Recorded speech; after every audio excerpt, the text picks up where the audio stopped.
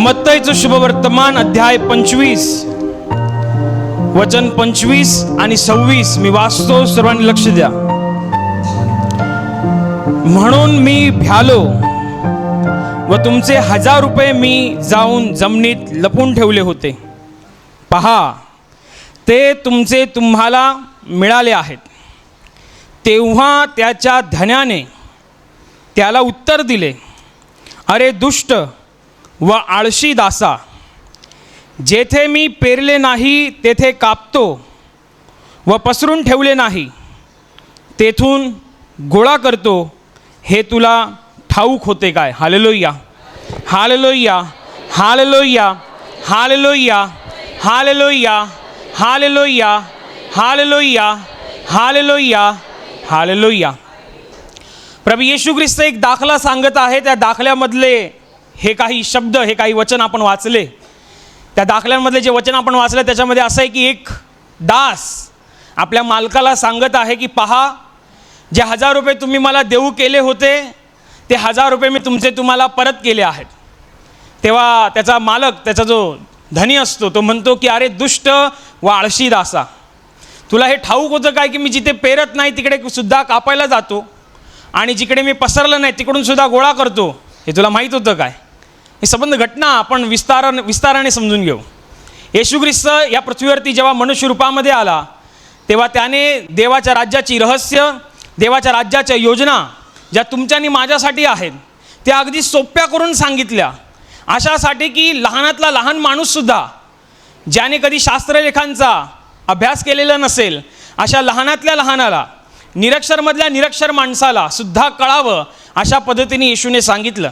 आत्म्याची भाषा समजावली, देवाचं मन सांगितलं, देवाचं हृदय सांगितलं, देव किती प्रेम करतो, देवाची आपल्यावरती किती मोठी दया आहे ह्याच्याविषयी प्रभू येशूने अगदी तंतोतंत आणि पूर्ण सखोल ज्ञान दिलं. एवढंच नव्हे तर या जगामध्ये पावित्र्यतेची नवी परिभाषा येशूने सांगितली. प्रेमाची क्रमसीमा काय असते हे येशूने या जगामध्ये दाखवलं. आणि क्षमा केल्याने काय होतं किंवा क्षमेचं सामर्थ्य काय असतं या संदर्भात सुद्धा येशूने सांगितलं. आणि नुसतं केवळ बायबलमध्येच नव्हे तर जगाच्या इतिहासामध्ये या गोष्टीची नोंद आहे की या जगामध्ये येशू ख्रिस्त नावाचा माणूस होऊन गेला, ज्याला क्रुसावरती मारलं आणि त्याने या पृथ्वीवरती दया, क्षमा, शांती ह्याची शिकवण आपल्या सगळ्यांना दिली. हे सगळ्यांनाच माहिती आहे. हे इतिहासामध्ये सुद्धा या गोष्टीची नोंद आहे. आणि येशू ख्रिस्त जेव्हा या पृथ्वीवरती येऊन जेव्हा देवाची राज्याची रहस्य सांगत होता तेव्हा विश्वासणाऱ्या लोकांनी कसं असावं, जे देवावर विश्वास ठेवतात, जे तुम्ही आणि मी, आपण देवाच्या बाबतीत कसं असावं, देवाला आपण कसा प्रतिसाद द्यावा, देवाला कसं आवडतं, आपण काय केल्याने देव प्रसन्न होतो, आपण काय केल्याने देवाला आनंद वाटतो, ह्याच्या संबंधी येशू ख्रिस्ताने बऱ्याच गोष्टी सांगितल्या तथा शिकवल्या. त्यातली ही एक गोष्ट आहे. येशू म्हणतो की एका मालकाचे 3 नोकर असतात, 3 नोकर, आणि त्या मालकाला जायचं असतं बाहेरगावी. आणि मग बाहेरगावी जायचं असतं तर मालक आपल्या 3 नोकरांना, 3 दास लोकांना बोलावतो आणि ज्याच्या त्याच्या योग्यतेप्रमाणे त्यांना काही पैसे देऊ करतो. पहिला दासाला तो 5000 रुपये देतो, दुसरा जो नोकर असतो त्याला 2000 रुपये देतो आणि तिसरा जो नोकर असतो त्याला 1000 रुपये देतो. आणि मग तो मालक ह्या सगळ्यांना पैशांची जबाबदारी सोपवून कुठेतरी दूरदेशी बाहेरगावी निघून जातो आणि बराच काळ लोटतो, बराच वेळ तो त्यांचा मालक दूरदेशी असतो. आणि मग पुढे येशू म्हणतो की बराच काळ लोटल्यानंतर ह्या काळामध्ये ज्याला 5000 रुपये दिले गेले होते तो माणूस त्या 5000वरती बिझनेस करतो, काहीतरी व्यापार करतो, व्यवसाय करतो आणि त्या 5000वरती अधिकचे 5000 रुपये नफा कमवतो, फायदा कमवतो. आणि ज्याला 2000 रुपये दिले होते तो सुद्धा असंच काहीतरी करतो आणि 2000वरती अधिकचे 2000 मिळवतो. आणि जो तिसरा दास असतो, ज्याला 1000 रुपये दिलेले असतात, हा काही काम करत नाही. हा ते 1000 रुपये घेतो आणि कुठेतरी जाऊन जमिनीमध्ये गाडतो. बराच काळ लोटतो. त्या बऱ्याच काळामध्ये ज्याला 5000 रुपये दिले होते त्याने अधिकचे 5000 मिळवले. या बऱ्याच काळामध्ये ज्याला 2000 दिले होते त्याने अधिकचे 2000 मिळवले. आणि या बऱ्याच काळामध्ये ज्याला 1000 रुपये दिले होते तो काहीतरी करू शकला असता पण त्यांनी केलं नाही. त्यांनी काय केलं, त्यांनी जाऊन जमिनीमध्ये जाऊन गाडले पैसे.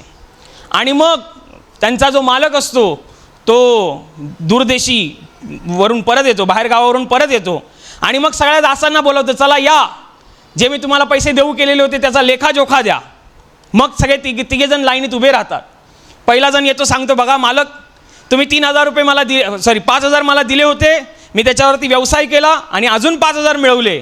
मालक खुश होतो. येशू म्हणतो मालक खुश होतो आणि मालक त्याला सांगतो, शाबास भल्या व विश्वासू दासा, तू थोडक्या गोष्टीविषयी विश्वासू राहिलास म्हणून मी तुला पुष्कळांवर नेमीन, ये माझ्या आनंदात सहभागी हो.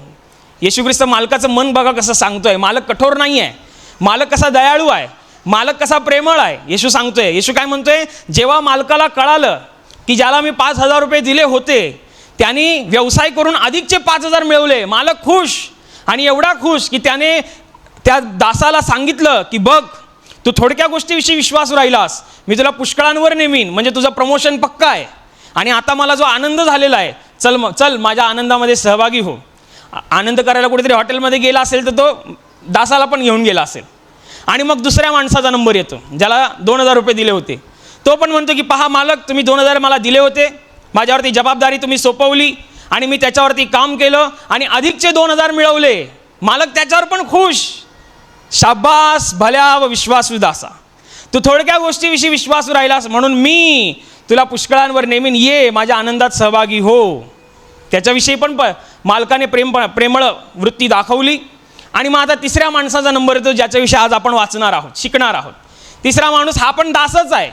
ह्या दासाचा पण तोच मालक आहे, प्रेमळ, ज्यांनी 2 अन्य दासांवरती प्रेम दाखवलं, दयावृत्ती दाखवली, प्रमोशनचं गॅरंटी दिली. एवढंच नव्हे तर आनंदामध्ये सहभागी होण्याचं आमंत्रण सुद्धा दिलं. एवढा दयाळू माणूस तो आता तिसरा दास आमनासामना झाला. तिसरा दास म्हणतो, पहा मालक, तुम्ही जाम कठोर माणूस आहे, तुम्ही निर्दयी आहे, तुमचं हृदय दगडाचं आहे म्हणून मी भ्यालो, मी घाबरलो. कारण तुम्ही जिकडे पेरलं नाही तिकडे कापायला जाता आणि जिकडे पसरलं नाही तिकडून गोळा करता, म्हणून मी जाम भ्यालो. म्हणून मी काय केलं, तुमचे पैसे नेऊन मी जमिनीत गाडून आलो आणि आता तुम्ही आलात तेव्हा मी परत ती जमिनीतनं खणून तुमच्याकडे घेऊन आलो. पण तुम्हाला माहिती आहे, मालक कठोर नव्हता, मालक निर्दयी नव्हता. जर मालक कठोर असता, मालक निर्दयी असता तर पहिल्या 2 दासांना त्यांनी प्रमोशन दिलं नसतं, पहिल्या 2 दासांना त्यांनी आपल्या आनंदामध्ये सहभागी करून घेतलं नसतं. पण मालक कसा दयाळू आहे, मालक कसा प्रेमी वृत्तीचा आहे. येशू तेच सांगतोय, मालक प्रेमी वृत्तीचा आहे. पण हा आळशी आपला आळसपणा झाकण्यासाठी मालकावरती खापर फोडलं, मालकावरती आरोप टाकला की तू बाबा निर्दयी माणूस आहेस, तू एकदम जाम कठोर हृदयाचा माणूस आहे, पत्थर दिल, मी बाबा तुला घाबरलो. तू जिकडे पेरलं नाहीस तिकडे पण कापायला जातो आणि जिकडे पसरलं नाहीस तिकडून पण गोळा करायला जातो, म्हणून मी पद्धतशीर तुझे पैसे जाऊन मी लपवून आलो आणि हे घे तुझे जसेच्या तसे पैसे. तुम्हाला माहिती आहे, आळशी माणसाची कधी कधी बुद्धी चालत नाही. काय बोलायला पाहिजे, काय नाही बोलायला पाहिजे ते पण त्याला समजत नाही. त्याला माहिती आहे की समोरचा माझा मालक एवढा दयाळू आहे आणि त्याच्या तोंडावर त्याला सांगतोय, तू बाबा जाम कठोर माणूस आहेस, तू निर्दयी माणूस आहेस, तुला दयामाया काय नाही. जर दयामाया नसती तर पहिल्या 2 दासांना त्याने हाकलून लावलं असतं, चल ठीक आहे माझे पैसे आले ना, झालं व्हा बाजूला. पण त्याने तसं नाही केलं. तो काय म्हणाला, शाबास भल्या व विश्वासू दासा, तू थोडक्या गोष्टीविषयी विश्वासू राहिलास म्हणून मी तुला पुष्कळांवर नेमीन, ये माझ्या आनंदात सहभागी हो. किती प्रेमळ आहे तो. येशूने त्या मालकाचं प्रेमी हृदय दाखवलं. आणि हा आळशा माणूस काय सांगतोय, तू बाबा जाम कठोर माणूस आहेस, तू निर्दयी माणूस आहेस, तुला दयामाया काय नाही म्हणून मी भ्यालो. तेव्हा मालक म्हणाला, तुला जर एवढं माहिती होतं, जसा तू म्हणतोयस की मी निर्दयी आहे, जसा तू म्हणतोयस की मला दयामाया नाही आहे, जसं मग तुला जर माहिती होतं की मी जिकडे पेरत नाही तिकडे सुद्धा कापायला जातो आणि जिकडे मी पसरून ठेवलं नाही तिकडून सुद्धा गोळा करायला जातो, तर एवढं जर तुला माहिती होतं तर माझे पैसे तू सावकाराकडे ठेवायला पाहिजे होतेस. म्हणजे आता जेव्हा मी आलो तेव्हा माझे पैसे मला व्याजासकट मिळाले असते. मुळात म्हणजे आळशी माणसाची बुद्धी चालणं बंद होतं.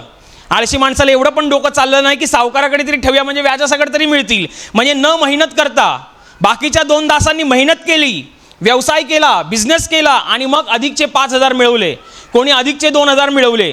मी न मेहनत करता सुद्धा सावकाराकडे पैसे ठेवल्यामुळे व्याजासकट मिळाले असते. म्हणजे मला काय मेहनतच करायची नव्हती. पण काय आहे, आळशी माणसाचं डोकं चालत नाही आणि म्हणून त्याला काय बोलावं काय नाही बोलावं हे कळतं.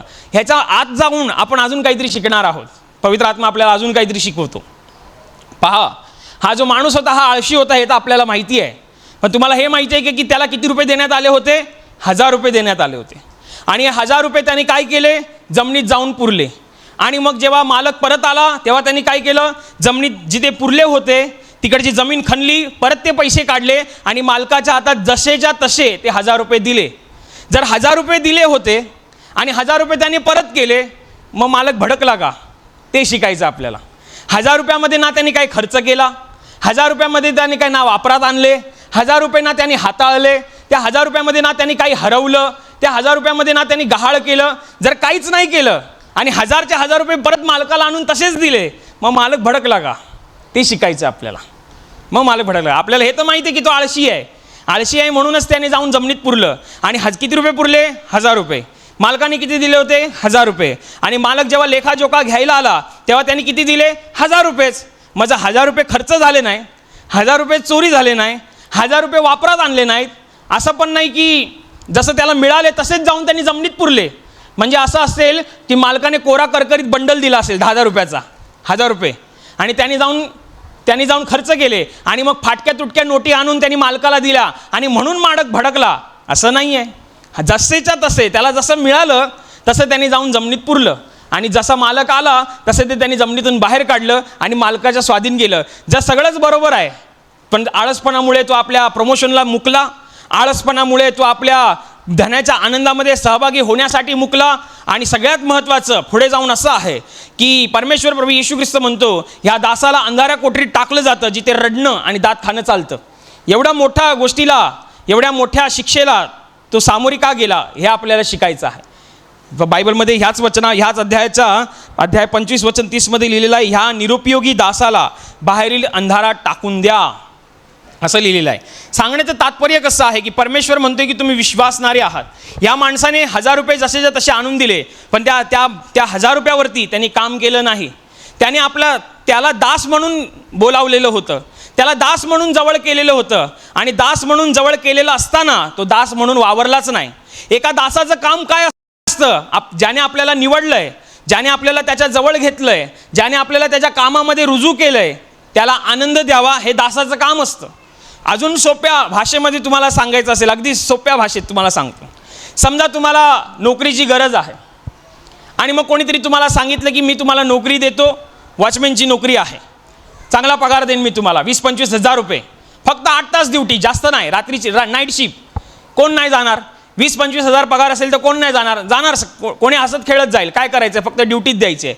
कुठे द्यायची आहे? गेटवर द्यायची आहे. हां चला ठीक आहे.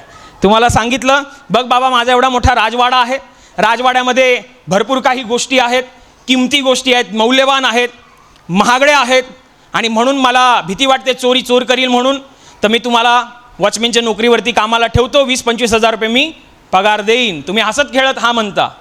आणि मग तो सांगतो की बघ माझ्या घराला 2 गेट आहेत, मेन गेट, पण तू एका गेटवरती राहा आणि लक्ष ठेव. मग तुम्ही म्हणता हां ठीक आहे, मी एका गेटवरती राहीन, लक्ष ठेवीन.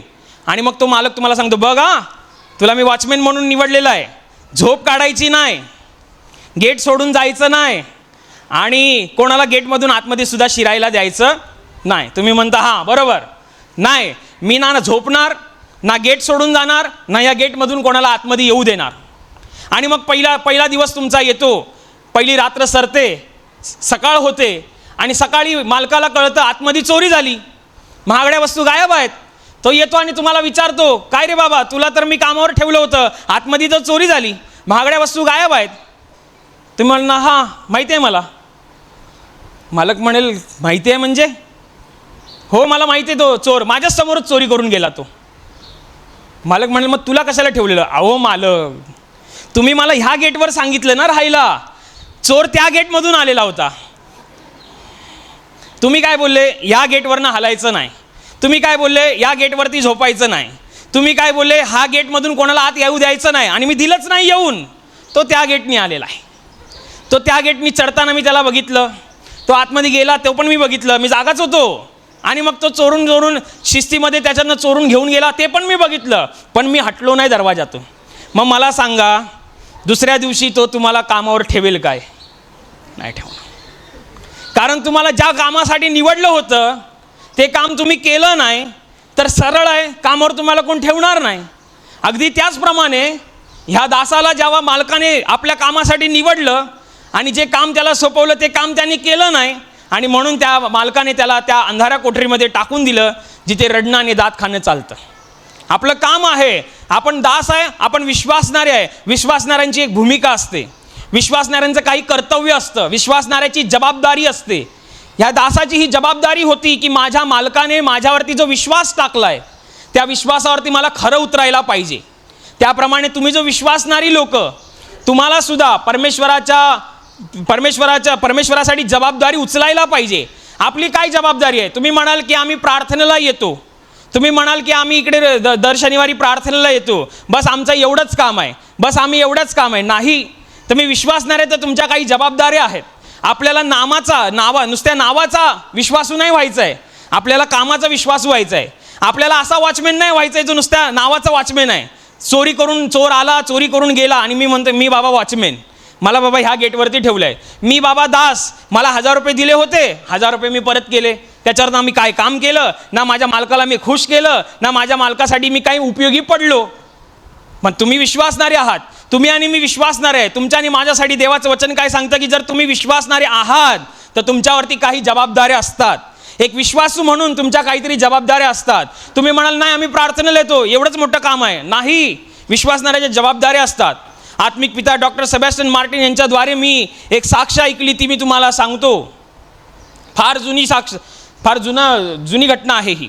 ब्रदरांनी सांगितलं होतं की एकदा, म्हणजे तेव्हा आपण आशीर्वादमध्ये होतो वसईला, तेव्हा तिथे काही लोक गोंधळ घालायला आली आणि मग आपले काही प्रभुसेवक, आपले काही लोक तिकडे ते बघायला गेले की गोंधळ काय चालू आहे. आतमध्ये प्रार्थनेची सभा चालू आहे, काही गोंधळ होता नये म्हणून ते कुठेतरी गेटवरती गेले बघायला. आणि मग खुर्च्या लावलेल्या असायच्या, त्या खुर्च्यांवरती एक माणूस बसलेला होता. फार जुना माणूस होता, फार जुना माणूस. ब्रदरांना वाटलं की तिकडे गोंधळ चालू झालेला आहे, तर हा माणूस उठेल आणि जाऊन बघेल काय चालू आहे तिकडे. पण हा माणूस हटला नाही, हा माणूस तसाच होता. आणि मग ते सगळं काही झालं त्या दिवशी. आणि तो माणूस एकदा ब्रदरांना भेटला आणि ब्रदरांना सांगतो, ब्रदर तुमचे सगळे प्रवचनं मी ऐकलेली आहेत, एक प्रवचन मी वहीमध्ये लिहून काढलेली आहेत, कुठलंच प्रवचन मी सोडलं नाही, ही बघा वही. ब्रदर म्हणले वहीचं लोणचं घालते. जेव्हा केंद्राला गरज होती, केंद्रावरती गोंधळ झाला, त्यावेळेला तुला तिकडे जायला पाहिजे होतं. पण त्याने ती जबाबदारी, विश्वासणाऱ्याची जबाबदारी असते, त्याने नुसता नावाचा विश्वासणारा नाही, कामाचा विश्वासणारा बनायचा आहे. की स्वर्गातून देव पण म्हटला पाहिजे, हा माझा मुलगा, ही माझी मुलगी स्वर्गाच्या राज्यातून काम करणारं मी पाहतोय. वचनं किती लिहिली हे महत्त्वाचं नाही, वचनं तुमच्या हृदयात किती आहे हे महत्त्वाचं आहे. देवाच्या कामासाठी तुम्ही किती उपयोगी पडता हे महत्त्वाचं आहे. देवाच्या लोकांसाठी तुम्ही किती उपयोगी पडता हे महत्त्वाचं आहे. विश्वासणारा म्हणजे नुसतं एवढंच नाही की फक्त मी शनिवारचंच प्रार्थनेला येणार आणि मीच माझी काहीतरी प्रार्थना करणार, मीच माझं काहीतरी बायबल वाचणार. तेव्हा ब्रदर सारखे म्हणायचे, बाबा किती वर्ष झाली तू केंद्रात येतोस? 5 वर्ष झाली. कधी लोकांना चाय वाढलास काय? नाही. कधी इथे झाडू मारलीस काय? नाही. कधी टॉयलेट बाथरूम साफ केला काय? नाही. मग विश्वासणारा म्हणून तुमची काय भूमिका आहे? इकडे जेव्हा आपल्याला विश्वासू म्हणून देवाने रुजू केलेला आहे, एक विश्वासणारा म्हणून देव आपल्याला संबोधित करतो की हा माझ्यावर विश्वास ठेवणार आहे, तेव्हा विश्वासणाऱ्याची ही भाषा असते की आपल्यावरती काही जबाबदारी असते. एक निरुपयोगी विश्वासू माणूस म्हणून स्वतःला सादर करायचं नाही आहे, तर उपयोगी विश्वासणारा हा माणूस, ज्या माणसाचं आपण दासाचं वाचलं, 1000 रुपये देऊन 1000 रुपये त्यांनी दिले, हा माणूस आळशी तर होताच, त्याचबरोबर निरुपयोगी होता, बिनकामाचा, ज्याच्याकडनं काहीच एक फायदा नाही. तर आपल्याला असा विश्वासणारा नाही व्हायचं आहे की आपल्याकडनं देवाला काहीच फायदा नाही, आपण देवाच्या कुठल्याच कामाला उपयोगी नाही आलो, फक्त आपण स्वतःचं ब्रदर बोलायचे अप्पलपोटेपणा, स्वतःचंच नव्हे. तर जेव्हा तुम्हाला देव काही देतो, जसं या माणसाला ह्याच्या योग्यतेप्रमाणे ह्याच्या 1000 रुपये दिले, ध्यानात घ्या, योग्यतेप्रमाणे म्हणजे 5000 रुपये त्या माणसाला दिले जो जबाबदारी सांभाळू शकतो, 2000 त्याला दिले जो जबाबदारी सांभाळू शकतो. आणि त्याच्या मालकाला माहिती होतं की हा तिसरा माणूस काही कामाचा नाही आहे, तरीसुद्धा 1000 रुपये देतो, बघूया काय करतो आहे. देव जबाबदारी टाकून बघतो, देव जबाबदारी देऊन बघतो. आणि त्यावेळेला तुम्ही काय करता ह्याच्याकडे सुद्धा देवाचं फार मोठं लक्ष असतं. म्हणून आपण जे विश्वासणारे आहोत ते आपल्याला उपयोगी विश्वासणारा असं बनायचं आहे. हा जो निरुपयोगी दास आहे, जो निरुपयोगी दास आहे, त्याप्रमाणे आपल्याला निरुपयोगी विश्वासू नाही व्हायचं आहे. तर देवाच्या राज्यासाठी देव जेव्हा तुम्हाला जे काही देतो, जेव्हा देव तुम्हाला तुमच्या जीवनात साक्ष घडवतो, जेव्हा देव तुम्हाला माहिती आहे, तुम्ही जेव्हा सकाळी उठता, रात्री झोपल्यानंतर सकाळी जेव्हा उठता तोच मोठा एक चमत्कार असतो. कारण असं कितीतरी लोकांच्या विषयी मी ऐकलेलं आहे की झोपेत सुद्धा मृत्यू आलेला आहे, परंतु जर तुम्ही सकाळी उठलेला आहात तर देवाची तुमच्यावरती दया झालेली आहे. जर आजचा दिवस देवाने तुम्हाला दिलेला आहे तर या दिवसाचा उपयोग करा. एखादी साक्ष तुमच्या जीवनात देवाने दिलेली आहे तर त्या साक्षीचा उपयोग करा. देवाने तुमच्या जीवनात काहीतरी अद्भुत काम केलेलं आहे तर त्या अद्भुत कामाचा काहीतरी उपयोग करा. तो केवळ तुमच्यासाठी केलेलं नसतं ते, तर जे काही देवाने तुम्हाला दिलेलं आहे त्याच्याविषयी तुम्ही काय करता हे देव बघतो. 1000 रुपये जेव्हा त्या दासाला दिले, त्या 1000 रुपयाचं त्या दासाने काय केलं हे मालकाने बघितलं. त्या दासाने काय केलं, जमिनीत जाऊन गाडले. समजा तुम्ही आज इकडे आलेला आहात, आज तुम्हाला काहीतरी देव देणार, कदाचित साक्षी इकडे घडतील आणि साक्षी तुम्हाला ऐकण्यात येतील आणि तुम्ही ती साक्षी ऐकता आणि मग घरी निघून जाता. आणि मग घरी गेल्यानंतर काय करता, घरी गेल्यानंतर तुम्ही ही साक्ष दुसऱ्यांना सांगता का, ही साक्षाविषयी तुम्ही दुसऱ्यांशी चर्चा करता का, येशूविषयी लोकांना सुवार्ता सांगता का. तर याचा अर्थ तुम्हाला जे 1000 रुपये दिलेले आहेत त्या 1000वरती तुम्ही काम करताय. पण जर तुम्ही साक्ष कोणाला सांगत नसाल, जर तुम्ही येशूविषयी चर्चा करत नसाल, सुवार्ता सांगत नसाल, तर तुम्ही पण त्या दासासारखे आहात ज्याने 1000 रुपये मिळाले आणि जमिनीत जाऊन गाडून आला. निरुपयोगी दासासारखं. आपल्याला निरुपयोगी दास नाही व्हायचं आहे, आपल्याला निरुपयोगी विश्वासणारा नाही व्हायचं आहे, तर उपयोगी विश्वासणारा. जे काही देव मला देतो त्या प्रत्येक गोष्टीचा आपल्याला वापर करता आला पाहिजे. मग त्या काही गोष्टी असतील, तुमच्या वैयक्तिक आशीर्वाद असतील, तुमच्या वैयक्तिक प्रार्थनेला देवाने उत्तरं दिलेली असतील, इकडे प्रार्थना सभेमध्ये येऊन तुम्हाला काय अनुभव आला असेल, इकडे जेव्हा साक्ष घडतात तेव्हा त्या साक्षी तुम्ही ऐकल्या असतील, तर जे काही तुमच्यापर्यंत देव पोहोचवतोय, जे काही पोहोचवतोय त्याच्यानंतर तुम्ही करता काय हे देव बघतोय. देवाने तुमच्या विश्वासाच्या द्वारे तुमच्या जीवनात काम केलं. जसं त्या दासाला त्याच्या योग्यतेप्रमाणे 1000 रुपये दिले, मालकाला वाटलं हा काय करणार नाही तरी पण 1000 रुपये देतो, त्याच्या योग्यतेप्रमाणे त्याला दिले. अगदी त्याप्रमाणे जेव्हा तुम्ही विश्वासणारे, तुमच्या विश्वासाच्या आधारावरती देव तुमच्या जीवनात कामं करतो, देव तुमच्या जीवनात चमत्कार करतो, देव तुमच्या जीवनात अद्भुत घडवतो. त्याच्यानंतर तुम्ही काय करता ते महत्त्वाचं आहे. त्याच्यानंतर तुम्ही कसं करता हे महत्त्वाचं आहे. नुसतं नावाचा विश्वासणारा नाही तर कामाचा विश्वासणारा, की देवाच्या प्रत्येक कामासाठी मी उपलब्ध आहे, देवाच्या प्रत्येक कार्यासाठी मी उपलब्ध आहे, देवाच्या लोकांसाठी, देवाच्या दासांसाठी मी उपयोगी आहे, असं तुम्हाला सादर करता आलं पाहिजे. निव्वळ तेवढ्यापुरतीच मर्यादित राहू नका की तुम्ही असं दास काय म्हणाला असेल, मला 1000 रुपये दिलेले आहेत, ना मी ह्याच्यातलं काय खर्च करणार, ना मी ह्याच्यातलं काय चोरी व्हायला देणार, ना ह्याच्यातलं मी काय हरवणार, 1000चे 1000 रुपये मी नेऊन त्याला देणार. पण असं आपल्याला करायचं नाही. मी बाबा रोज प्रार्थनेला जातो पण कधी सुवार्ता सांगितली नाही सांगितली. मी बाबा 2 वर्षापासून प्रार्थनेला इथे येतो पण कोणाला कधी प्रार्थनेला घेऊन आले नाही घेऊन आले. मग तुम्ही विश्वासणारे कसे, मग तुम्ही निरुपयोगी विश्वासणारे होताय की काय असा प्रश्न पडेल. आपल्याला विश्वासणारा व्हायचा आहे. कसा, कामाचा, कसा उपयोगी पडणारा. देव पण म्हटला पाहिजे की याच्यावर जबाबदारी सोडली आहे ना मी, माझा विश्वास आहे पवित्र आत्म्याच्या द्वारे सामर्थ्य उतरेल तेव्हा हा माझ्या राज्यातून काम करायला सुरुवात करेल. म्हणून आपल्याला स्वतःला परमेश्वराच्या राज्यामध्ये उपयोगी दास म्हणून सादर करा. उपयोगी दास. देवाच्या राज्यामध्ये बऱ्याच गोष्टी असतात, बऱ्याच गोष्टी त्या आपल्याला समजता आल्या पाहिजेत, बऱ्याच गोष्टी ज्या आपल्याला शिकता आल्या पाहिजेत. ते निरुपयोगी दासाच्या विषयी किती तुम्ही जाणाल, किती भरपूर सांगू शकतो मी तुम्हाला. निरुपयोगी दासाचा असा आहे की तो आळशी होता. आळशी माणसांची डोकी चालत नाहीत म्हणून त्याला आपला मालक दयाळू आहे, आपला मालक मायाळू आहे हे माहिती असून सुद्धा त्याने त्याचा तोंडावरती नकार केला. तो म्हणाला की तुम्ही तर निर्दयी आहात, तुम्ही तर कठोर हृदयाचे आहात म्हणून मी घाबरलो. असं बऱ्याच वेळेला होतं, परंतु आपण तसं करता कामा नये. जेव्हा काही तुम्ही ऐकाल, जे काही देव तुम्हाला देईल, जे काही देव तुम्हाला सांगेल, जे काही देव तुम्हाला अनुभवायला देईल, त्याच्यानंतर देव तुमच्याकडे बघतो. साक्ष दिल्यानंतर साक्षी इथे देऊन जाता तुम्ही, त्याच्यानंतर देव बघतो की ही साक्षीचं तू कसं करणार आहेस, ही साक्ष तू कशी लोकांपर्यंत पोहोचवणार आहे. 1000च्या वरती 1000 रुपये मिळवण्यासाठी आपल्याला शिकता आलं पाहिजे. जेव्हा ते जगामध्ये ती स्कीम असतात, कधी दाम दुप्पट ठेव योजना, की आज तुम्ही 1 लाख भरले तर 5 वर्षांनी तुम्हाला 2 लाख रुपये भेटतील, 5 लाख भरले तर 5 वर्षांनी तुम्हाला 10 लाख भेटतील. घरात पैसे नसतील तरी कर्ज काढून 5 लाख आणून देतील, असं पण आहे. मी तुम्हाला मोठी इन्व्हेस्टमेंट सांगतोय. जेव्हा या पृथ्वीवरती तुम्ही स्वतःला एक उपयोगी दास म्हणून जेव्हा देवासमोर स्वतःला सादर करता, देव फार महत्त्वाचं बघतो. साक्ष जे काय, कदाचित तुमच्या जीवनात साक्ष घडली नसेल पण तुम्ही कोणाची साक्ष ऐकली असेल आणि ती जेव्हा जाऊन तुम्ही लोकांना सांगता तेव्हा सुद्धा तुम्ही स्वतःला उपयोगी दास म्हणून स्वतःला सादर करता. आपल्या जीवनातच घडायला पाहिजे असं नाही आहे. तर तुम्ही दुसऱ्याच्याही जीवनामध्ये जेव्हा साक्ष घडते आणि ती जेव्हा जाऊन तुम्ही लोकांना सांगता, तेव्हासुद्धा तुम्ही एक उपयोगी दास म्हणून स्वतःला सादर करत असता. म्हणून परमेश्वराच्या राज्यातून आपल्याला परमेश्वरा प्रत्यर्थ आपल्याला उपयोगी दास बनता यावं म्हणून पवित्र आत्म्याच्या द्वारे आपल्याला सहायता समज मिळत म्हणून प्रार्थना करू. Hallelujah, hallelujah. आणि आता प्रार्थना करण्याची वेळ आहे. प्रभू येशू म्हणाला, माझ्या नावाने तुम्ही पित्याजवळ जे काही मागाल ते तुम्हाला परमेश्वराच्या गौरवाकरिता देण्यात येईल. होय, त्याचं वचन हेच सत्य आहे. त्याचं वचन तो पूर्ण करणं जाणतो. तो आपल्या वचनांना पूर्ण करण्याचं सामर्थ्य बाळगतो. म्हणून त्याच्या वचनावर, त्याच्या सामर्थ्यावर विश्वास ठेवून आपण सर्व मिळून प्रार्थना करत आहोत. म्हणून तुमच्या ज्या भागाला आजार आहे त्या भागावर हात ठेवा. तिथे हात ठेवणं शक्य नसेल तर आपल्या छातीवर हात ठेवा.